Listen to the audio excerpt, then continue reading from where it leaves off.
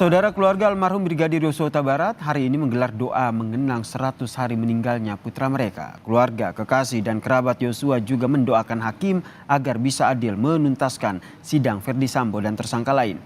Doa bersama dipanjatkan keluarga Yosua termasuk untuk kuasa hukum. Keluarga berharap sidang pertama pada Senin mendatang bisa berjalan dengan baik dan lancar.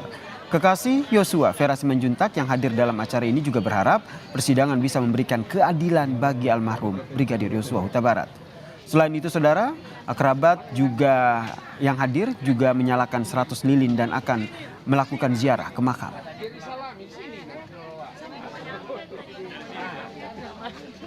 Bagaimana sifat aslinya, bagaimana keseharian dia, dan dia tidak mungkin seperti yang dituduhkan pada dia, melakukan yang dituduhkan pada dia. Kami mohon bantu Bapak, Ibu, dukungannya, bantu juga doanya, karena kami semua termasuk saya ingin keadilan buat beliau.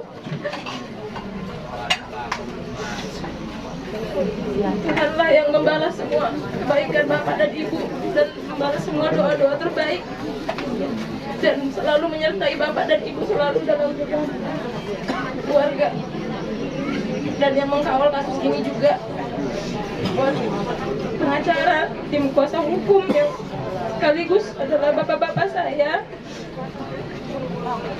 Tuhanlah yang memberikan mereka panjang umur dan kesehatan.